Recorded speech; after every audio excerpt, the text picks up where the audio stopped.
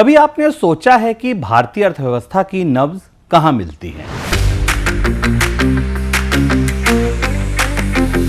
सरकार कहेगी जीडीपी में, बाजार कहेगा निफ्टी सेंसेक्स में, रिजर्व बैंक से पूछेंगे तो कहेगा महंगाई और ब्याज दर में, और आम आदमी कहेगा महीने के अंत में जेब में जो बचा उसमें।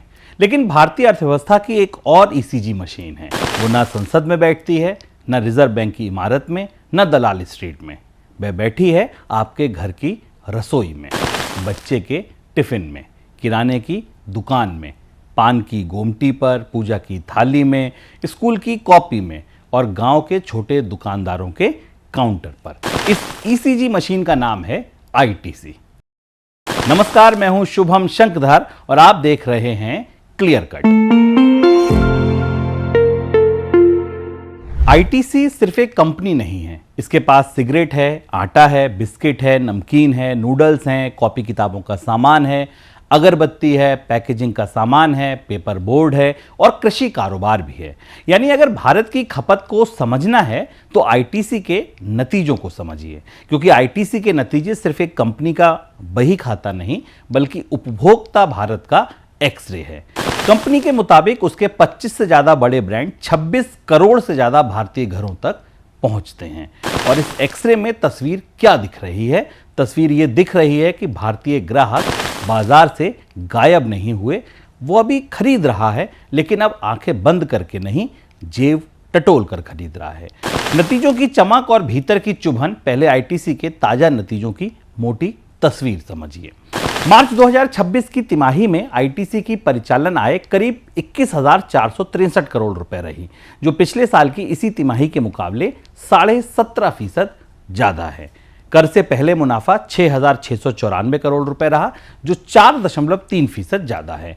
कंपनी ने 8 रुपए प्रति शेयर अंतरिम लाभांश की भी सिफारिश की है। पहली नजर में यह मजबूत तस्वीर है। बिक्री बढ़ी है, मुनाफा बढ़ा है, लाभांश मिला है, लेकिन अर्थव्यवस्था की असली कहानी ऊपर की चमक में नहीं, अंदर की खरोच में छिपी होती है। यहां भी वही हुआ। कमाई तेज बढ़ी, लेकिन मुनाफा उस रफ्तार से नहीं बढ़ा। इसका मतलब साफ है कि बाजार में मांग है, मगर खर्च भी बढ़ रहा है। ग्राहक खरीद रहे हैं, लेकिन कंपनी को माल बनाना, पैक करना, पहुंचाना और बेचना पहले से ज्यादा महंगा पड़ रहा है। इसे ऐसे समझिए, अगर आपकी दुकान पर ग्राहक बढ़ जाएं, लेकिन किराया, बिजली, माल ढुलाई और कच्चे माल का खर्च भी बढ़ जाए, तो बिक्री की खुशी आधी रह जाती है। आईटीसी के नतीजे यही कह रहे हैं। भारत की दुकानें खुली हैं, ग्राहक आ रहे हैं, लेकिन दुकानदार का हिसाब पहले जैसा आसान नहीं रहा। आईटीसी को समझने का सबसे अच्छा तरीका है, इसे भारत की किराना पर्ची मान लीजिए। इस पर्ची में आटा है, बिस्किट है, नमकीन है, नूडल्स है, अगरबत्ती है, कॉपी है, सिगरेट है। इसलिए कंपनी की बिक्री हमें बताती है कि भारतीय परिवार किन चीजों पर खर्च कर रहे हैं और कहां सावधानी बरत रहे हैं। आईटीसी के रोजमर्रा के सामान वाले कारोबार, जिसमें आशीर्वाद आटा, सनफीस्ट, बिंगो, यिप्पी, मंगलदीप और क्लासमेट जैसे ब्रांड आते हैं, मार्च तिमाही में इनकी आय करीब 6,304 करोड़ रुपए रही। ये पिछले साल की इसी तिमाही से करीब 14.5% ज्यादा है। इस कारोबार का मुनाफा भी 345 करोड़ रुपए से बढ़कर 521 करोड़ रुपए हो गया, यानी 51% की बढ़त। कंपनी ने यह भी बताया कि इस हिस्से में मुनाफे की गुंजाइश लगभग 200 आधार अंक सुधरकर 11% तक पहुंची है। अब इसे इकोनॉमी की भाषा से निकालकर घर की भाषा में समझिए। अगर आशीर्वाद आटा बिक रहा है, सनफीस्ट बिस्किट बिक रहा है, बिंगो नमकीन बिक रहा है, मंगलदीप अगरबत्ती बिक रही है और क्लासमेट की कॉपी चल रही है, तो इसका मतलब है कि भारतीय परिवार अभी बाजार से बाहर नहीं हुए। घर चल रहा है, रसोई जल रही है, बच्चे स्कूल जा रहे हैं और छोटी खुशियां अभी भी खरीदी जा रही हैं। लेकिन यहां एक फर्क समझना जरूरी है। यह शाही खर्च नहीं है, यह रोजमर्रा की खपत है। आदमी कार टाल सकता है, लेकिन आटा नहीं टाल सकता। नया फोन 6 महीने बाद खरीद सकता है, लेकिन बच्चे की कॉपी, बिस्किट, नमक, तेल, साबुन नहीं रोक सकता। यानी आईटीसी के नतीजे ये नहीं कह रहे भारत खर्च में झूम रहा है, वे कह रहे हैं कि भारत जरूरी चीजों पर खर्च कर रहा है। खपत है, लेकिन उत्सव नहीं है। ग्राहक बाजार में है मगर सावधान है। भारत की पूरी अर्थव्यवस्था में खपत की भूमिका बहुत बड़ी है। सरकारी आंकड़ों के मुताबिक 2024-25 में निजी अंतिम खपत यानी परिवारों और व्यक्तियों की खपत मौजूदा कीमत पर जीडीपी का 56.5% थी। इसका मतलब यह है कि भारतीय अर्थव्यवस्था का आधे से ज्यादा पहिया आम लोगों के खर्च से घूमता है। अगर ग्राहक कमजोर होता है तो अर्थव्यवस्था की चाल भी लड़खड़ाती है। अब घरों की जेब देखिए। सरकार के घरेलू उपभोग खर्च के सर्वे के मुताबिक 2023-24 में ग्रामीण भारत में प्रति व्यक्ति मासिक औसत खर्च 4,122 रुपए और शहरी भारत में 6,966 रुपए था। इसमें सरकार की मुफ्त योजनाओं से मिले सामानों का अनुमानित मूल्य शामिल नहीं है। यह आंकड़ा बहुत कुछ कहता है।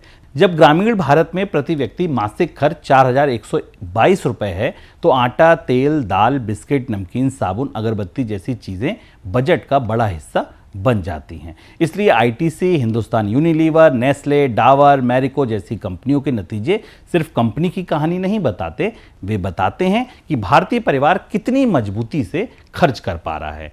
और अभी संकेत मिला जुला है। ग्राहक बाजार में है लेकिन भाव देखकर खरीद रहा है, ब्रांड खरीद रहा है लेकिन छूट भी ढूंढ रहा है, जरूरी सामान ले रहा है लेकिन गैर जरूरी खर्चों पर रोक भी लगा रहा है। यानी भारत का ग्राहक गायब नहीं हुआ, बस सावधान हो गया है। महंगाई कम दिखती है, लागत ज्यादा चुभती है। अब कोई कहेगा कि महंगाई तो बहुत डरावनी नहीं है। मार्च 2026 में खुदरा महंगाई 3.40 रही और अप्रैल 2026 में 3.48% रही।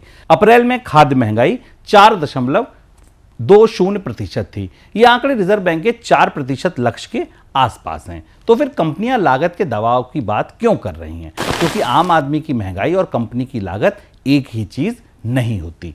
आम आदमी देखता है कि सब्जी, दाल, तेल, दूध, स्कूल फीस और बिजली का बिल कितना बढ़ा। कंपनी देखती है कि खाद्य तेल कितना महंगा हुआ, पैकेजिंग सामग्री कितनी महंगी हुई, माल ढुलाई कितनी बढ़ी, कागज कितना महंगा पड़ा, डॉलर रुपए का असर का क्या हुआ, दुनिया में युद्ध या तनाव से आपूर्ति को क्या फर्क पड़ा। आईटीसी ने अपने बयान में साफ कहा कि पश्चिम एशिया के संघर्ष की वजह से आपूर्ति और माल ढुलाई में दिक्कतें आईं। खाद्य तेल, साबुन बनाने में इस्तेमाल होने वाले कच्चे माल और पैकेजिंग सामग्री की लागत ने दबाव बनाया। यानी आपके घर में महंगाई 3.5% दिखी, लेकिन कंपनी की फैक्ट्री में कुछ चीजें उससे कहीं ज्यादा महंगी हो गई। ये वैसा ही है जैसे डॉक्टर कह रहे हैं कि बुखार हल्का है लेकिन मरीज कहे कमर टूट रही है। दोनों बातें सच हो सकती हैं। कंपनियों की दुविधा यही है, अगर वे सारी लागत ग्राहक पर डाल दें तो ग्राहक नाराज होगा और खरीद कम करेगा। अगर लागत खुद झेलें तो मुनाफा घटेगा। इसलिए कंपनियां बीच का रास्ता अपनाती हैं, थोड़ा दाम बढ़ाती हैं, थोड़ा पैकेट छोटा करती हैं, थोड़ा खर्च बचाती हैं, थोड़ा विज्ञापन संभालती हैं और थोड़ा वितरण सुधारती हैं। आईटीसी के रोजमर्रा वाले कारोबार में मुनाफे की गुंजाइश सुधरना इसलिए अच्छा संकेत है, लेकिन लागत का दबाव यह बताता है कि आगे की राह आसान नहीं है। सिगरेट, मांग, टैक्स और सरकार की कमाई। अब आते हैं आईटीसी के सबसे पुराने और सबसे मजबूत कारोबार पर, सिगरेट। मार्च तिमाही में सिगरेट कारोबार की आय करीब 11,066 करोड़ रुपए रही। ये पिछले साल की इसी तिमाही के 4,400 करोड़ रुपए से करीब 31% ज्यादा है।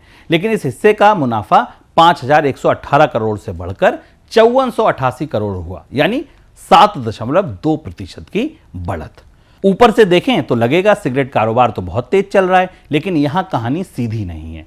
आईटीसी ने खुद कहा कि 1 फरवरी 2026 से सिगरेट पर कर व्यवस्था में महत्वपूर्ण बदलाव हुआ। इस वजह से इस तिमाही और पूरे साल की सकल आय और उत्पाद शुल्क की तुलना पिछले साल से सीधे सीधे नहीं की जा सकती। इसका मतलब यह है कि सिगरेट वाले आंकड़े को सिर्फ मांग की मजबूती मान लेना गलत होगा। इसमें कर का असर है, दाम का असर है और हिसाब किताब की तुलना का फर्क भी है। लेकिन फिर भी सिगरेट कारोबार अर्थव्यवस्था की एक अलग कहानी सुनाता है। सिगरेट एक ऐसी चीज है जिसकी मांग दाम बढ़ने पर बहुत तेजी से नहीं टूटती, इसलिए सरकारें इस पर भारी कर लगाती हैं। एक तरफ सरकार को राजस्व मिलता है, दूसरी तरफ सार्वजनिक स्वास्थ्य का तर्क दिया जाता है। लेकिन अगर कर बहुत ज्यादा बढ़ता है तो एक और रास्ता खुलता है, गैर कानूनी कारोबार का। आईटीसी लगातार यह कहती रही है कि ऊंचे कर से वैध सिगरेट का कारोबार टूट रहा है, अवैध सिगरेट का बाजार फल फूल रहा है। कंपनी के मुताबिक भारत दुनिया के बड़े अवैध सिगरेट बाजारों में शामिल है और इससे सरकारी खजाने को भारी नुकसान हो रहा है। अब इसे कंपनी का पक्ष कहिए या बाजार का डर, लेकिन अर्थव्यवस्था के लिए संकेत साफ है। कर नीति सिर्फ सरकार की कमाई नहीं तय करती, वह कारोबार की दिशा, कीमत, मांग और अवैध बाजार की ताकत भी तय करती है। यानी आईटीसी का सिगरेट कारोबार सिर्फ ये नहीं बताता कि कितनी सिगरेट बिकी, ये बताता है कि भारत में कर, आदत, कीमत और सरकारी खजाने का रिश्ता कितना पेचीदा है। अब आते हैं कृषि कारोबार पर, जहां घरेलू कहानी बाहरी झटकों से टकराती है। आईटीसी के नतीजों की कमजोर कड़ी कृषि कारोबार रहा। मार्च तिमाही में कृषि कारोबार की आय करीब 3075 करोड़ रुपए रही, जो पिछले साल की इसी तिमाही के 3649 करोड़ रुपए की तुलना में करीब 15.7% कम है। इस हिस्से का मुनाफा भी 255 करोड़ रुपए से घटकर 179 करोड़ रुपए रह गया, लगभग 30% की गिरावट। कंपनी ने बताया कि पश्चिम एशिया के संघर्ष से निर्यात प्रभावित हुआ और कुछ बिक्री टल गई। यहां भारतीय अर्थव्यवस्था का बड़ा सबक छिपा है। भारत की घरेलू खपत मजबूत हो सकती है, गांव शहर में आटा, बिस्किट, नमकीन बिक सकते हैं, लेकिन भारतीय कंपनियां दुनिया से कटी हुई नहीं हैं। पश्चिम एशिया में तनाव हो, जहाजों के रास्ते प्रभावित हों, माल ढुलाई महंगी हो, निर्यात रुके या टले, तो उसका असर कंपनी के बही खाते पर आता है। यानी आग कहीं और लगती है, धुआं यहां के कारोबार में भर जाता है। आईटीसी का कृषि कारोबार बताता है कि भारत घरेलू मांग की कहानी जरूर है, लेकिन दुनिया के झटकों से पूरी तरह सुरक्षित कहानी नहीं है। पैकेजिंग और कागज, चलिए अब देखते हैं डिब्बे में छिपी अर्थव्यवस्था को। आईटीसी का पेपर बोर्ड, कागज और पैकेजिंग कारोबार भी अलग संकेत देता है। मार्च तिमाही में इस हिस्से की आय ज्यादा नहीं बढ़ी, करीब 1.8% बढ़ी, लेकिन मुनाफा 202 करोड़ से बढ़कर 245 करोड़ रुपए हो गया, यानी करीब 21% की बढ़त। कागज और पैकेजिंग सुनने में भले सूखा कारोबार लगे, लेकिन ये अर्थव्यवस्था की छाया है। जब बिस्किट बिकता है तो डिब्बा चाहिए, नमकीन बिकता है तो पैकेट चाहिए, कॉपी बिकती है तो कागज चाहिए, दवा, खाद्य पदार्थ, ई कॉमर्स, क्विक डिलीवरी, सबको पैकेजिंग चाहिए। इसलिए पैकेजिंग कारोबार ये बताता है कि खपत और वितरण की मशीन कितनी चल रही है। मगर यहां भी एक डर है, सस्ते आयात का। अगर बाहर से सस्ता माल आता है तो देसी कंपनियों पर दबाव बढ़ता है। अगर सरकार न्यूनतम आयात मूल्य या अन्य उपाय करती है तो देसी कंपनियों को राहत मिलती है। यानी ये कारोबार भी केवल घरेलू मांग से नहीं, वैश्विक व्यापार और सरकारी नीति से जुड़ा है। अब आते हैं भारत की सबसे बड़ी कहानी पर, यानी गांव पर। रोजमर्रा के सामान बेचने वाली कंपनियों के लिए गांव सिर्फ बाजार नहीं है, मात्रा का इंजन है। शहर में ग्राहक महंगा माल खरीद सकता है, लेकिन असली फैलाव गांव और कस्बों से आता है। 2025 में नीलसन आईक्यू के आंकड़ों के मुताबिक ग्रामीण मांग ने शहरी मांग को पीछे छोड़ा है। मार्च 2025 की तिमाही में ग्रामीण भारत में रोजमर्रा के उपभोक्ता सामान की मात्रा में 8.4% की बढ़त रही है, जबकि शहरी भारत में यह बढ़त 2.6% थी।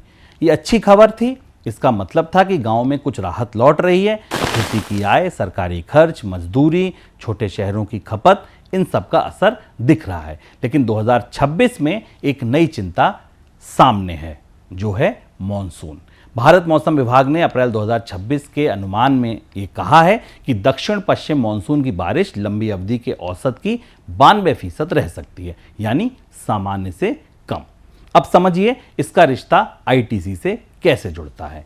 अगर मॉनसून कमजोर होता है, खेती पर असर पड़ेगा, खेती पर असर पड़ा तो ग्रामीण आय पर असर पड़ेगा, ग्रामीण आय पर असर हुआ तो आटा, बिस्किट, नमकीन, साबुन, तेल, कपड़ा, दोपहिया, सीमेंट, सब पर असर आएगा। भारत की अर्थव्यवस्था में बादल सिर्फ आसमान में नहीं चलते, वे कंपनियों की बिक्री, महंगाई, गांव की जेब और सरकार की चिंताओं में भी चलते हैं। इसलिए आईटीसी के अगले नतीजों में सिर्फ कंपनी की रणनीति नहीं, मॉनसून की चाल भी पढ़नी होगी। आईटीसी क्या कह रही है? खपत मजबूत है पर बेफिक्र नहीं। अब सारी तस्वीर जोड़िए। आईटीसी की आय बढ़ रही है, रोजमर्रा के सामानों का कारोबार मजबूत है, सिगरेट कारोबार ने सहारा दिया है, कागज और पैकेजिंग में मुनाफे की गुंजाइश सुधरी है, लेकिन कृषि कारोबार कमजोर पड़ रहा है, लागत का दबाव है, कर व्यवस्था का असर है, पश्चिम एशिया की उथल पुथल का असर है और मॉनसून की चिंता सामने है। यही आज की भारतीय अर्थव्यवस्था की तस्वीर है। भारत आईसीयू में भले नहीं है, लेकिन भारत बारात में भी नहीं नाच रहा। भारत की अर्थव्यवस्था चल रही है, ग्राहक खरीद रहा है, गांव पूरी तरह टूटा नहीं है, शहर पूरी तरह रुका नहीं है, लेकिन हर जगह सावधानी के बोर्ड लगे हैं। कंपनी दाम बढ़ाने से डर रही है, ग्राहक खर्च बढ़ाने से। बाजार मुनाफे की गुंजाइश पर नजर रखे हुए, यानी इंजन चल रहा है पर डैशबोर्ड पर चेतावनी की कुछ बत्तियां जल रही हैं। आम आदमी की जेब पर असर, अब ये सब आपके घर से जोड़ते हैं। अगर आईटीसी जैसी कंपनी पर लागत का दबाव बढ़ता है तो 3 चीजें हो सकती हैं। पहला, दाम बढ़ सकते हैं, दूसरा, पैकेट छोटे हो सकते हैं, और तीसरा, छूट और प्रचार पर कम खर्च हो सकता है। आपको लगेगा कि आटा थोड़ा महंगा क्यों हो गया, लेकिन उसके पीछे गेहूं, पैकेजिंग, माल भाड़ा, ऊर्जा लागत, कर और मांग की पूरी श्रृंखला होती है। महंगाई हमेशा शोर करके नहीं आती, कई बार चुपचाप पैकेट के ग्राम में छिप जाती है। इसलिए आईटीसी का नतीजा सिर्फ शेयर धारक की खबर नहीं है, यह हर उस परिवार की खबर है जो महीने का राशन बनाता है। निवेशकों के लिए यह शेयर खरीदने या बेचने की सलाह नहीं है, लेकिन निवेशक के लिए आईटीसी का नतीजा एक बड़ा संकेत जरूर देता है। पहला संकेत, रोजमर्रा की खपत वाली कंपनियां अभी भी भारत की मजबूत दीवार हैं। दूसरा संकेत, सिर्फ बिक्री मत देखिए, मुनाफे की गुंजाइश भी देखिए। तीसरा संकेत, सिगरेट की तेज आय वृद्धि को सीधे मांग की तेज वृद्धि मत समझिए, कर व्यवस्था ने तस्वीर बदली है। चौथा संकेत, आशीर्वाद, सनफीस्ट, बिंगो, इप्पी जैसे कारोबार आईटीसी की भविष्य की कहानी है। पांचवा संकेत, कृषि और पैकेजिंग कारोबार बताते हैं कि कंपनी घरेलू खपत के साथ साथ वैश्विक झटकों और सरकारी नीति से भी जुड़ी है। मोटी बात यह कि आईटीसी को पढ़ना हो तो केवल कुल मुनाफा मत पढ़िए, उसके अलग अलग कारोबार को पढ़िए। वहीं भारतीय अर्थव्यवस्था की असली परतें छिपी हैं। अंतिम तस्वीर, तो आईटीसी के नतीजे भारत की अर्थव्यवस्था के बारे में क्या कहते हैं? वे कहते हैं कि भारतीय उपभोक्ता भी बाजार में है, खरीद रहा है, रोजमर्रा की चीजों पर खर्च कर रहा है, ब्रांडेड सामान की मांग बची हुई है, गांव थका जरूर है लेकिन टूटा नहीं है, शहर सावधान जरूर है लेकिन बाजार से बाहर नहीं है। लेकिन ये भी कहते हैं कि अर्थव्यवस्था पूरी तरह बेफिक्र नहीं है। कच्चे माल की लागत कंपनियों को काट रही है, वैश्विक तनाव निर्यात और माल भाड़े पर असर डाल रहा है, कर नीति सिगरेट कारोबार की तस्वीर बदल रही है, मॉनसून ग्रामीण मांग की दिशा तय कर रहा है और ग्राहक की जेब हर खरीद से पहले हिसाब लगा रही है। आईटीसी का नतीजा ऐसा है जैसे डॉक्टर कहे कि मरीज चल रहा है, बात कर रहा है, खाना खा रहा है, लेकिन शुगर, बीपी, कोलेस्ट्रॉल पर नजर रखिए। भारतीय अर्थव्यवस्था की भी यही हालत है। खपत है लेकिन सावधानी है, कमाई है लेकिन लागत है, बिक्री है लेकिन मुनाफे की परीक्षा है, ग्राहक है लेकिन उसकी जेब पर दबाव है। और शायद इस कहानी की सबसे बड़ी लाइन यही है, भारत खर्च कर रहा है लेकिन अब आंख बंद करके नहीं, जेब टटोल कर।